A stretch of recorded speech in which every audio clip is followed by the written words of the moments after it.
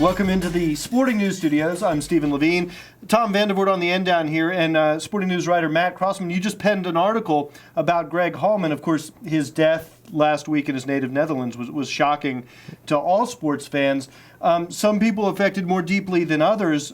Great story about he and his friendship with Johan Limonta, a prospect in the Mariners organization, and how they sort of came up together through the minor leagues and really bonded, even though they're from such different backgrounds. Yeah, it's only in America could you have a player from the Netherlands and a player from Cuba be teammates in California, Tennessee, and the state of Washington, and really form a friendship that changed Johan Limonta's life for the better without question. What's interesting is not only do they come from different backgrounds, but they have such different approaches to the game, such different personalities. They sort of counterbalanced one another. They did. Halman was a 5-tool player, a natural who, when he got to the U.S., really, at the risk of overstating, had to learn to play harder. It was a cultural difference. He was used to being athletically dominant. Exactly. Right. And Limonta, he didn't have to be taught to play harder, but he doesn't have the natural gifts that Halman does. He had either. to scratch and claw his way out of Cuba. Yeah. It's just an incredible story of his fleeing from Cuba. It's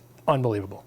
Now, talk about Halman's skills. I mean, how good of a player was this guy? I know he struck out a lot, and that was something he was working on. He did. He had come over to the U.S. when he was only 17 and signed with the Mariners as a free agent because, players who aren't from the United States or don't live in the United States aren't subject to the draft, so they can come over and sign with whoever they want. And to sign a kid who's only 17, that speaks to how good he was.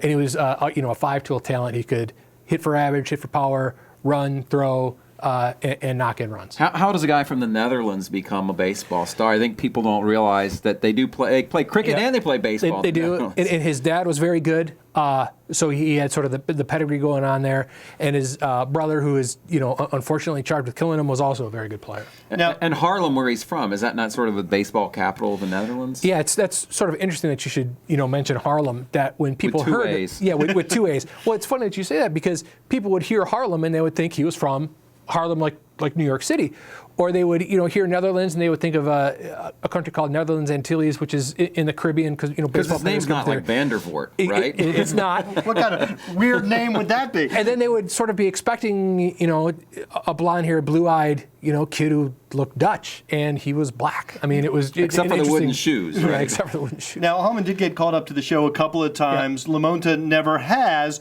Is it an oversimplification to say that the work ethic that Limonta helped instill in Halman is the reason he was able to get called up to the big team? It certainly helped. And I wouldn't give Limonta too much credit for that, though.